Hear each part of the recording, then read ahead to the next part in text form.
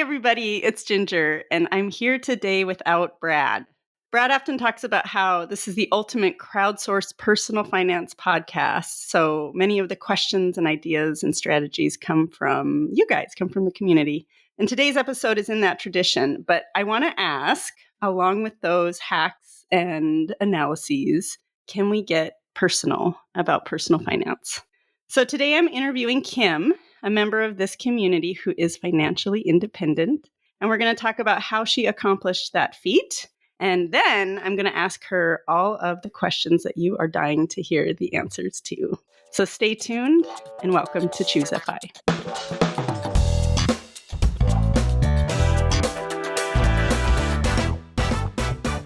Kim! Ginger! We have to start by telling the story of how we are sitting here in my living room together. By all rights, we should not be here sipping coffee on your couch. It's too bizarre. It's too bizarre. So I met Kim at the Extraordinary Life event in Vegas. And actually, I met her about the last hour that I was at the event. We ended up at the same table. And she's one of those people who you just like instantly. Like in the first minute. And you know how it is like that with some people. And there's other people who, on paper, you have so much in common with, and you know that you should be really great friends, and it just doesn't work. And then there's people who you meet instantly and you want to be their friend. I felt that way about you too. Oh. I was so sad when you said you had to leave early. So Kim was one of those people, and we really connected in that short little time, and then I had to catch a plane. I actually got to the airport way too early, and I was like embarrassed for myself, even though no one knew that that's what had happened. I was like, why am I sitting here? But I was so worried about missing the flight. But anyway, so that's where we met. And then recently I was talking to Brad about, hey, let's do some of these more personal interviews. And I have the person that is going to be the first one up. So I told him about you and I said, okay, I'm going to contact her. We texted back and forth several times. And as you're going to hear about Kim, she is traveling all over and doing so many exciting, fun things and never in one place for too long. So she was in... I was in Utah, I think, when you reached out. And then she's like, I'm going to Seattle and blah, blah, blah. And we're just trying to nail down a date when we can have a conversation, a real conversation. So yesterday, I wrote to Ginger and said, I'm so sorry. I dropped out of contact. Now I'm ready. I'm more settled. I'm at my sister's house for a little while. I'm in Spokane. And Ginger said, Spokane? Where in Spokane? Because Kim did not know that this is where I live. And I normally live in Connecticut, so I should be on the opposite coast. But as it turns out, my sister and Ginger live on back-to-back streets. That's right, folks. So I walked over here this morning. It took me about a minute and a half. And now we're sitting here on Ginger's couch. It's so amazing. In our sweats drinking coffee. Yeah. So let's jump into it. In that short conversation that we had in Vegas, I learned a little bit about your journey to FI. We'll call it that. And it's interesting. You kind of coined a new phrase. Well, surprise FI. Yes, right? Because I didn't think of myself as being on a FI journey at all. I didn't even know what FI was until somebody told me about it. And in the same conversation, looked at my finances and pointed out that I had enough. So, everybody talks about their journey. And I always say, like, I was just surprised by somebody looked at my money and said, you can stop. Actually, I think what he specifically said was, it's as if you've been running a marathon, but you passed the finish line way back there. You can stop running now. And so what happened after he said that? Well, that was a fascinating conversation. And he himself was about to fire as well. So I started doing all the research, right? I started, looking at the blogs and listening to podcasts. And I already had the mentality. I'd read Your Money or Your Life years ago. I'd read the Rich Dad, Poor Dad book. And I'd been a Peace Corps volunteer where I'd lived on a very small amount of money each month. And I had a software job in academia. And often I would be sitting there thinking, I could go back to Tanzania and live quite comfortably for the rest of my life. on the money I've saved. But it always felt like a fantasy. It didn't feel like something people in the US actually did. So I never thought about it as if it were a real possibility until suddenly I was there. Yeah. So surprise, Fi! You have enough. Okay. So how long did it take you from that moment, like that conversation, to when you quit your job? Oh, it was almost 2 years. So from that conversation, it took me about 6 months before I decided to take a leave of absence from my job. And I have to say, if anybody is thinking about leaving their job, but it seems like a really big move, try the leave of absence because I got really lucky. I was able to do the 6-month leave of absence, followed by a 6-month medical leave, and try out what it would be like to not have a job.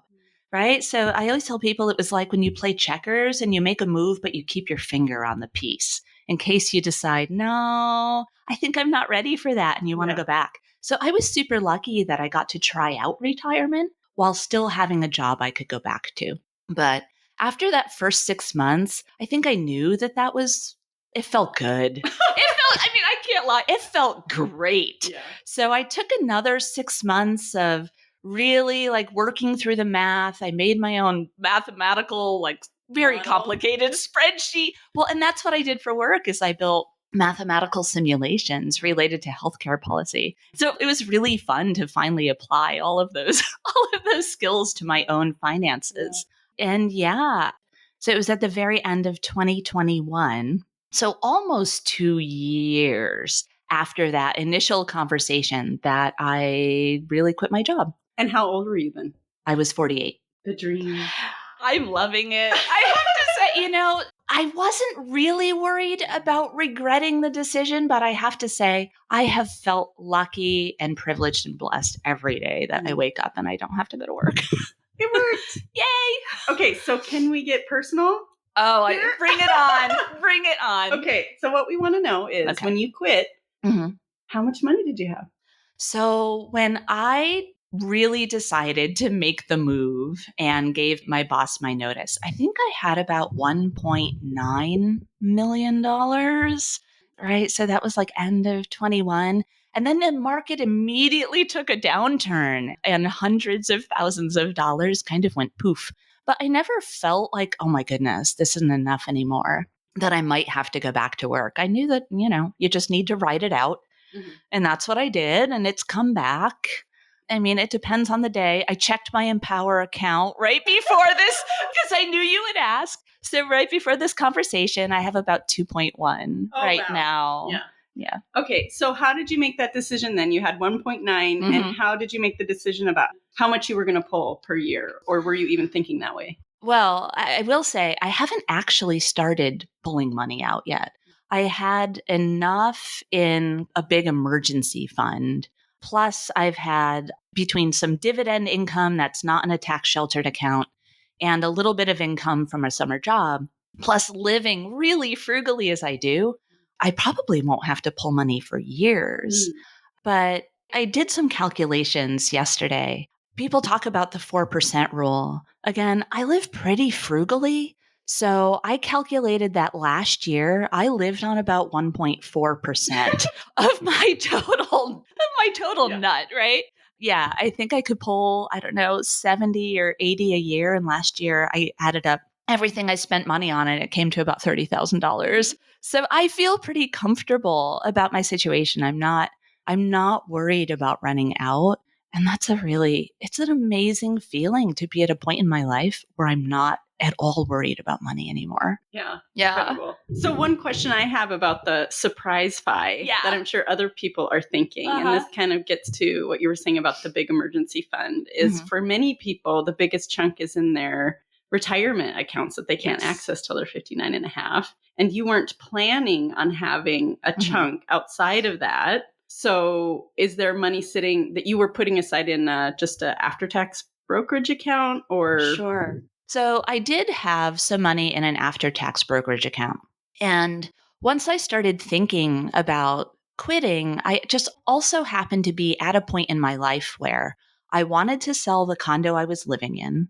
And also I had owned I co-owned a multifamily house in New Haven, Connecticut with an ex-boyfriend. And he was buying that out from me. So between selling those two properties, I now had a few $100,000 that were not in a tax advantaged account. So I am not faced with the challenge of how to pull from retirement accounts before age 59 because I think I'm going to have plenty. So, I mean, I just lucked out that way. That wasn't any planning or foresight on my part. Yeah, but there was some, like you made investments that were smart and you were willing to let go of them at a certain time. You know, that there were choices that you made that kind of got you there. That's true. That's true. I think I was making those choices regardless, though. Like the condo was beautiful, but I'd bought it at a foreclosure auction, kind of intending to flip it, and it never flipped. But it cost more than I was ever comfortable with, even while I was working. I just didn't want to spend that much on housing. Like I've always just been super, super frugal, and spending that much on a condo with a water view just didn't feel right to me. It felt way too spendy. Didn't make sense for your value system. No, it didn't. It didn't. I've just always felt I get a sense of like calm and security from having a pile of money in my bank account. Yeah. But you know what? I think some of that comes from my first jobs out of college, I didn't love. I did engineering in school for undergrad. And I really loved learning about it in college. And then I did not enjoy my first jobs out of college. So to me, having money put away meant never having to stay in a job that I didn't like. Yeah. I know that you now have a kind of unusual housing situation. Well, I do have a nice 2-bedroom apartment near a certain university in New Haven, Connecticut. But it's true, I have not been personally staying in that apartment for the last couple of months. Yeah. So tell us about that. Okay. So I wanted to come out and do some travels, but not necessarily like go all full out van life. So last year, I had taken a trip to Arizona to do some backpacking on the Arizona Trail. And when I was done, I wasn't ready to go home yet. So I went up to a car rental counter and asked if they could rent me a car that I could sleep in the back of. I had all of my backpacking stuff with me. And so I basically just set it up like a tent, but in the back of this RAV4. And I had the best time ever. You know, first I went to Sedona, then all the national parks in southern Utah. And, you know, if you're out hiking and seeing the sights all day, it doesn't matter if you're living in a very small vehicle. So this year, I didn't want to be tied down by trying to predict, like, well, how long do I want a car for? Where am I going to want to go? Where will I want to return it? So I drove my own car, which is a small hatchback from Connecticut out here. So I joke I've been living hatchback life. But honestly, it is so much fun. It reminds me of like when you set up a fort when you're a little kid, right? And you have just enough space for you and your things. And I've loved it. Like the other morning when I drove to Seattle to pick up my sister, that last night on my own, I was nestled in the pines, like probably an hour outside of the city, and it rained all night. And I was just snugged into my little hatchback, listening to the rain on the roof and looking out at the pines in the morning, drinking my coffee. And I was happy. I was so happy. Yeah. Yeah. Right. And it speaks so much to, I think, habituation, you know, that we can get used to a lot of different ways of living. And the same thing we say, oh, well, we get so used to living in a big house. We can also get used to living in much smaller quarters. And yeah. You've done it very successfully. Yeah. You know, I was just going to say one more thing. So years ago, it was after I finished my master's degree, I took a trip to Europe with only a small backpack. And I knew I would love traveling, but the part of that I didn't realize that would so resonate with me was having everything I needed in one small bag on my back. Yeah. And that I loved. Like the minimalism felt so right to me. I loved being able to do whatever I wanted and just be so footloose and fancy free. I am the same way. I wonder if most people are that way. Like I get such satisfaction from packing as light as possible. Right. And it's even painful. Like I'm going to take 2 pairs of pants. Do I really need 2 pairs of pants? But there's something so satisfying about just taking what you need. And I suppose it's because in my normal life, there's like excess everywhere. And so it can feel so good, somehow so satisfying to just like what it actually means to be a person, maybe to be a human, to not spend time picking out your clothes in the morning, right? It's so funny because I was having these thoughts when I was packing for Vegas, right? The thing about like, do I really need 2 pants? I went with the 2 pants, but I was like, this is the crowd that is not going to judge me if I'm just wearing the same thing every day. Nope. Yeah. Okay. Can you tell us a little bit about the numbers around your apartment? So you are renting. Is that correct? Yeah. And that was actually a really deliberate decision for me. I had previously lived in a 2-bedroom apartment in the university area. So I live right outside of Yale. I can walk to the university from where I am. And when I first moved to New Haven, it was because I got a job there. But previously, I had had a roomy 2-bedroom apartment, and I rented out the spare bedroom to graduate students and postdocs, a lot of people from other countries who would show up with just a couple of suitcases. So when I sold my condo and the multifamily house, I had 1 month to decide what I was going to do housing wise. Yeah, right. And trust me, I thought about, well, I could go just total nomad and just get a storage unit. But I wasn't quite ready for that. I was like, I'm going to have to like dig through all my stuff and like just to get my winter clothes. This is too complicated. So I got a 2-bedroom apartment near Yale.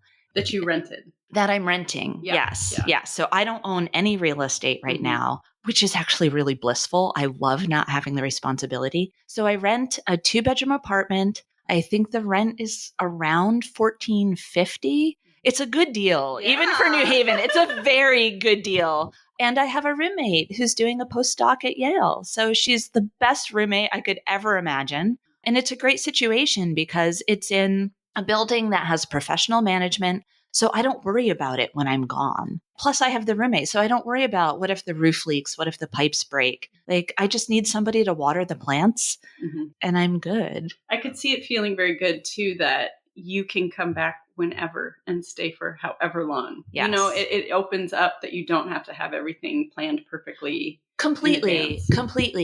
And because my share of the rent, you know, we split the rent, it's a low enough amount of money that even if I'm not there for a couple of months at a time, I don't feel like I'm wasting a ton of money by having like a big house that I'm not currently in. You know, I have a bedroom in an apartment. And even if I'm paying the rent on that while I'm driving around, it's worth it to not have to find a subletter or think about any of that. Yeah. I like knowing that it's there for me and it's waiting if I decide to come home. Okay, so you spent about $30,000 last year. I did. And we know some of that was on rent. Yes. What were your other big purchases? Oh, gosh. Well, I bought my car. Oh, this is funny, right? So I sold my 2002 2-door Ford Focus hatchback with crank windows, a stick shift with crank windows, right? It didn't even have automatic door locks, but that car lasted me forever. And I bought that car used because I was working from home. So I had done software development, again, for academia from home long before COVID kicked in and a lot of other people started living that lifestyle. So I had deliberately bought a very simple older car because so many days would go by at a time that I didn't even use one. But I upgraded from my older Ford Focus to a newer Ford Focus. So the bottom line is, I bought a new used car for $3,500. And that is my camper focus. Every car I looked at, I would climb in the back of to try out. I think the car salesman thought I was pretty nuts, but it's the perfect camper car. And I don't care if I'm driving it over dirt roads or if it gets covered in dust. Okay, so I want to go back to some numbers. How you said 1 point something percent that you spent. I think it's about 1.5%. Yeah. And so what are your feelings about that? Like, is that something that you want to change? Is that something that makes you feel extra safe?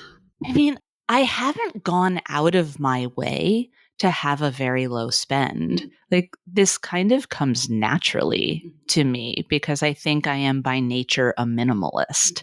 Certainly the fact that I have a 1.5% spend makes me smile, right? Like, it feels so safe that something really bad would have to happen in the world for me to not have enough. But I also know that if at some point I do want to buy a house or take bigger trips or buy a bigger car to camp in, right? That I have the money to do that. Okay, let's talk about dating. Oh boy. She takes a sip of her coffee. Because I think what I know is that you're not partnered right now, but that you are potentially open to it. That is correct. And that it seems like there might be extra challenges and opportunities, but also real challenges with sort of the life that you're living right now, as great as it is. So can you talk to us a little bit about what that's like? Sure, right? So, yeah, after I got everything kind of settled with having left my job, I realized using online dating that I'm in a very different situation than most people my age. I mean, previously, my biggest challenge was like, I'm single and I don't have kids. And a lot of men my age are tied down by children. But now I have the freedom to go anywhere and do anything. And I've made careful choices in my life to be able to do that. Like, really, the thing that I've wanted to do most in my life is travel. And so there just aren't many people in the same situation. And that's hard. So, I mean, I'm jazzed that there is a fire dating website, but I just haven't found many people on there. Certainly nobody in my area of the country. And yeah, it's just I'm just babbling now. No, so I can see how it presents challenges, right? Like to think about it, you're like, oh yeah, I can see that this is tricky. But what does it actually look like in your life? Like, is this a conversation that you're... Well, I mean, what I most want is a travel partner. Yeah. And so I quickly changed any online personal's profile to start out with my situation. You know, at first, when I quit my job at age 48, I was almost a little embarrassed by it. Like, it felt too, I don't know, too lucky, too fortunate that I almost didn't want to tell people, or too self-indulgent somehow. Anyway, I'm okay with it now. I've made my peace with that. I'm very comfortable with it now. Yeah, and it's awesome that you're comfortable with it, but I think what you're getting at too is like when you tell people that, they're going to come to it with certain assumptions, and maybe some of those assumptions feel hard. You know, I think the people who write back to me have been mostly super nice, but not everybody's in the same situation. And what I want most of all is somebody who can come travel with me, who can live like the fun, exciting, adventure-filled life that I want to have. And just most people, yeah, aren't in the same boat. And so it can feel a little bit lonely, to be honest. Yeah. Just the other morning, I woke up boondocked somewhere in southern Utah and had some great conversations with a person who was in a van parked next to me. And we talked about how wonderful it was to have all this freedom and be able to do whatever you want to do, but it can feel very solitary. Mm-hmm. Yeah. Yeah. Are you a solitary person in general? Is there some way, like you were saying, oh, I'm really a minimalist at heart? Is there some way in which you value being alone, maybe more than other people, or is that not true? You know, I'm definitely an introvert, you know, a friendly, outgoing introvert, but still an introvert. I'm pretty independent. I probably have a greater tolerance for spending time by myself than a lot of people. But that said, I like having people around. Like I can get way too deep in my own head if I'm left alone to my own devices for too long. One thing I thought was really interesting, you said when we were in Vegas around the table, someone had said something about, because Kim does a lot of hiking, she hasn't mentioned this. And someone had said like, oh, that's like scary. You're all alone out there. And Kim said, I'm not alone just because I don't have a travel partner. I'm at these public places and there are other people. Right? And so there are ways beyond just like the safety thing. I imagine there are ways in which that also feeds that part of you, that you're meeting people. Yeah, right. So I've done a lot of backpacking since I stopped working. And always there are other people out on the trails, right? And I've met such wonderful people who are out there as well. And same thing now that I'm kind of driving around and doing that. Like everybody I've met who's in a national park has been like a terrific person. I've had such great conversations with people. So I do talk with lots of people, but I'm still kind of on my own journey, and it would just be fun to share that with someone. So you asked kind of a related question to the Donegans when we were at the retreat. And so maybe you could ask that again and kind of talk us through what they said or what your evolving thoughts are on that. So at the very end of our retreat, the Donegans and Brad held an Ask Me Anything. And I raised my hand and asked of Alan and Katie Donegan, how much of you two living your extraordinary life with all of the travels and the workshops and, just leading this amazing lifestyle together came from having met a person who wanted to do the same things and designing your life together. And they gave a really wonderful answer, right? I think what Alan said was they looked a little taken aback by that question, but then he gave this answer that just like so warmed my heart. He said, find a person that you want to live your life with, that you can't imagine being without, and then talk them into living that life with you, right? Like you'll get inspired together. He said when they met, they weren't quite on the same page of what they wanted to do in life, but he found the right person for him. And now, they live an extraordinary life together. Yeah, they do. That I want. Yeah. So speaking of the life that you want, what does your extraordinary life look like? Or my goodness. What's next for you? So we did this incredible workshop together, like Ginger and I, about figuring out what an extraordinary life looks like for you. And we did all these exercises. And I remember thinking, oh my gosh, when I have some time alone, I so want to go think through all of this in more detail and really think about like the goals and the things I want to do. And since then, I have been on the road camping in extraordinary places and backpacking. So maybe in a way, actually, while I haven't given it a lot of deep thought, I am doing right now exactly what I want to do.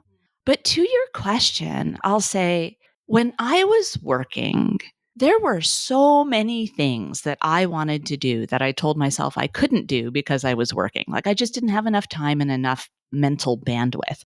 And now that I have time to do those things, they're not exactly the top things on my list. Like, sure, I would love to learn to play bluegrass fiddle, but is that the number one thing that I'm going to throw myself at right now? And some of that might be that a lot of those things are kind of solitary pursuits, like learning an instrument or going back and getting better at pottery or things. But also, those are a lot of kind of self development things. And maybe because I've been spending so much time sort of indulging what I feel like doing right now, I have been asking myself if there are bigger things that I want to do. I can't say that I have answers to that. I have put some fairly serious thought into like getting a few people together to develop a better online dating platform, one that is not based in trying to make money, but is actually like its true goal is to try to bring people together. Because the world needs this. I think the world really does. And if I'm going to put a lot of time and effort into something, I want it to be worthwhile. And at first, I kind of had that idle thought, and it seemed like sort of a silly pursuit. But as I've talked it over with people, there is a loneliness epidemic. I'm not quite comfortable with that phrasing, but people are more and more isolated. Like whether you're living in a hatchback or not, we are more isolated. And I think we need better ways to bring people together. And whether it's for romance or friendship or something, like we need that. And I don't know. I don't want to spend it when it comes to dating. I don't want to spend any more time swiping in my life. I think we need better ways to define who we are and what we're looking for, and to find other people who are like us and who want the same things, and without the games that are involved in today's dating websites. What a great idea. And I think part of you're not comfortable with the loneliness epidemic language. I'm comfortable with it. That's what's happening, right? It's a lonely place out there right now.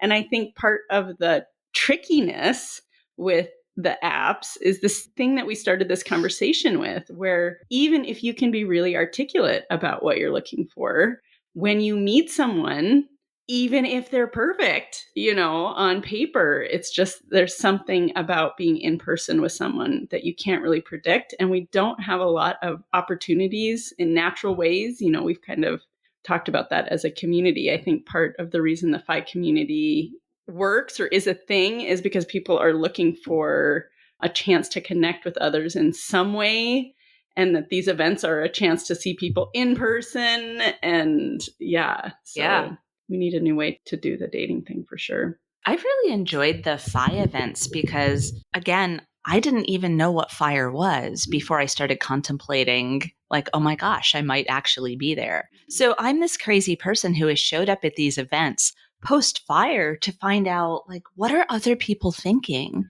How are they planning things? How will their finances work? What are they looking to do with their free time, right? Because I didn't have a plan. I just found myself here. Yeah. Which, don't get me wrong, I'm so happy. I am so much happier than I was with a job. Really. Well, and I feel like it must be said, your orientation is like, oh, this thing sort of just happened. And I know that's not exactly what you're saying, but you are saying I wasn't planning with this specific goal in mind. Yeah. And yet you were planning and you were doing these extraordinary things, and you must have had a proper savings rate, right, to get you to that number. I must have. But, I was just being my normal frugal self. Yeah. But that said, I did do very well in school, right? And I went to undergrad and came out with a valuable engineering degree. And then I went back a couple years later and came out with a computer science degree. But I guess the thing I want to point out is I never made big tech money because I worked in academia. Mm-hmm. If we're talking numbers, which we are, right? What's the highest salary you made? I think the highest salary I made, which is what I was at before I quit, was about $130,000 or $135,000. But the last maybe 5 years of my career, I had cut back to 4 days a week for 4/5 time. So basically, I'd bought back 1 day a week. So in reality, then it was only 80% of 135,000. So I don't know, 110 is the most I ever made. Yeah, I think that's so encouraging and helpful for people to hear. And part of the reason I bring up, like, well, you did things is because so often I think people think, well, this isn't available to me because such, and such, and I'm not lucky enough to such, and such. And of course, there is some luck and privilege and all of that, but you also made choices that helped you to get here. Like, you did those things. I did. Yeah. I remember when I had my first engineering job right out of college. And by the way, I graduated college with $50 in my checking account. I paid my first month's rent with one of those credit card checks. Oh, remember those?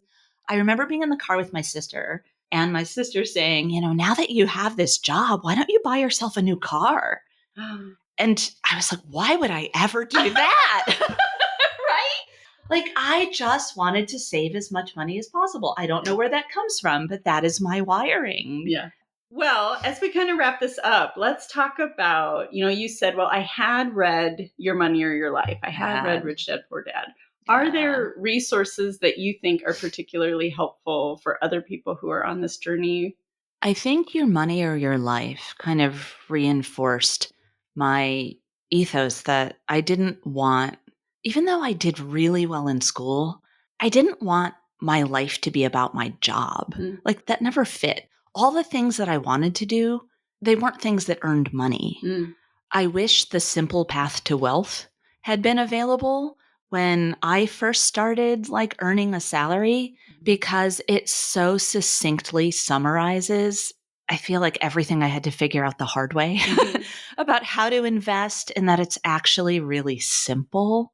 So I would recommend that book to anyone. Probably the tool that I had the most fun with when I started thinking about quitting my job was just a very simple, elegant retirement planner website called Rich, Broke, or Dead. Right? It's very dramatic. But by simply putting in, what your net worth is and how it's allocated across equities, bonds, and cash, and when you're hoping to retire, and, will you have Social Security or will you have any extra expenses, you can really see how the probabilities of having enough money play out over time. And that really helped me see that, you could either save more money to live a certain lifestyle, or what I think is a lot easier, just reduce your annual spend. Like, it's so much easier to just be a little more frugal than to earn hundreds of thousands of more dollars before you quit. Like, you just really see the power of frugality. Yeah. I would think some people listening would say, okay, well, I hear her saying she's naturally frugal and that this thing is easy for her. And yet she also said the thing I want to do most is travel. And so how have those kind of gone together for you? Well, so far, the travels that I've been doing have been since I quit in the US. Previous to that, every time I had the time to travel, I had left the US. So I did a 12-week backpacking trip in my 20s, right? And then I've gone to so many different countries. But since then, since I retired, I've been traveling around the US. And that's super cheap if you're sleeping out of your vehicle. But still, like we talked about, like I've had a 1.5% burn rate. I can spend a lot more on travel than I have. And honestly, to me, that's like the best use of my money is to go have experiences. So, so I can afford to do the travels that I want. Just right now, I'm ticking off places in the US. How about give us 3 places you've traveled that are like travel recommendations, and maybe not the obvious place that we would think to go, but hey, I went here and it was awesome. So I am a sucker for like little villages and winding alleyways that make you feel like you have gone back in time. So the places that jump out at me, I think, are the places where I felt that the most. Like I could imagine being there hundreds of years ago, right? So there was a little town in the south of France outside of Nice called Es Village. It was like up this winding hillside, and it was like stone houses and shops like kind of built into the hillside. I'm sure there were some people who took refuge there for some reason, right? Hundreds of years ago. That place was like a medieval fairyland. I remember thinking, I so want to go back there someday. Cefalù in Sicily had that same feeling of you just want to wander it forever, but there was also a beautiful beach. Oh my God. I was there during a 1-week vacation and I never wanted to leave. The Cinque Terre on the coast of Italy, and for that matter, the Amalfi Coast. I could wander and hike in the Amalfi Coast for years and years. It made me want a little stone house with like olive and lemon trees in the backyard, right? I could keep going. There was like Goa on the coast of India along the beach with like the little pop-up hotels and dining on the beach every night. Yeah. Do you think you'll get back to any of those places? I hope so. Like now that I really have time, I would love to just sublet the apartment and go travel for a couple of years. I know. I just need to push myself out of the house. There's always that energy that you need, like that launch energy, right? I just need to throw myself out the door and go. Okay. So for people who aren't retired yet, but who still want to live an extraordinary life, I bet that you have a lot of wisdom to share in terms of like, how do we live the life that we want? And we can do that even if we have jobs, right? So is there anything that you're doing now that you're thinking, I could have done some of this stuff before? Well, I think I did make very good use of my vacations even while I was working. I did a lot of travel. Pretty much all of my vacation time was spent on travels. And for that matter, like I did take a couple years off out of working and was in the Peace Corps for 2 years. So I've tried to build in a lot of experiences other than just, straight through working my job. And it still worked. Well, and it gives you a vision for what you want your life to be like when, if at some point you don't have to work. Yeah, no, I think that's so helpful. And I think especially since that we can really be like, oh, well, if I spend $2,000 on this vacation, then that cuts this date back this much time. But you can get so extreme about it that you're not enjoying your life. And so it's helpful to hear someone say, hey, I was in the Peace Corps. Hey, I earned almost no money for 2 years. I did take some trips. I used my vacation time, and I was still able to save money. And I could enjoy my life beforehand as well. I don't feel like I ever really denied myself. I made my major expenses like housing and cars be as low as possible so that I could spend on experiences, which were Yeah. the important things to me. Yeah. Well, I was thinking about how Brad closes episodes. And here's what he does. Okay, so first of all, he says, sign up for my newsletter. So you guys go sign up for the newsletter. I think it actually is a really good newsletter. I I am a person who has signed up for a lot of newsletters, and even the ones that the people I really like or the writing I really like, there can be something kind of exhausting about the newsletter life. And so I've actually cut back and I don't really have that many subscriptions to those anymore. But the Choose FI one is good. It's not exhausting. So you guys should try it out. So another thing I notice he often does is he will reference back to another episode. And usually it's something that's like, oh, we talked about this. So you should go learn more at, such and such an episode. I don't have one of those for you. But I thought it could be helpful just to say, like, here's a Choose FI episode that was really powerful to me. And that especially if you're kind of a newer listener, that it might be fun to go listen to. So this is a super old one. It was, let's see, I wrote it down, episode 18R, Capital Gains Harvesting, Never Pay Taxes Again. And that was one that it really just blew my mind because I was so new to understanding some of this stuff. And so if you're like, what are capital gains? Or you have any just interest in like, hey, I really want to learn more, some of the basics of this stuff about what it looks like, I think you should go listen to that episode. And then I'm going to recommend another episode that is not Choose FI. And I think Brad will be fine with this because Brad is like that and he's a very generous person. And it's a Afford Anything episode where Paula Pant, who runs that, was celebrating the 500th episode. And so for that, they did this week of greatest hits. So interestingly, one of them was Vicki Robin. Your Money or Your Life. Your Money or Your Life. And this one was called Financial Independence After 70. And I have read her book and I really liked her book. And so I listened to the episode just thinking, I don't know, I like that podcast. And so I'll listen to it and it will be the same thing that I already know. But really, I took so much value from that episode and hearing her talk in her later years about the freedom that comes with aging or the freedom that comes from if we can step back from this story that we tell about ourselves. I was just really moved by it. So I think if you like her or you liked that book, it's a really good listen. So you guys should listen to that.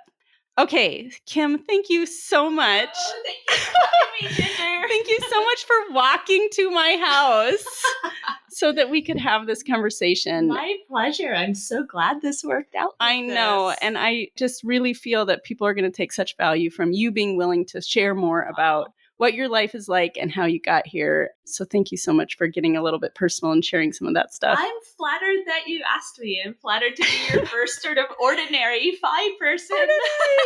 Yes. All right. Thank you so much, Kim. And thank you, everybody, for listening.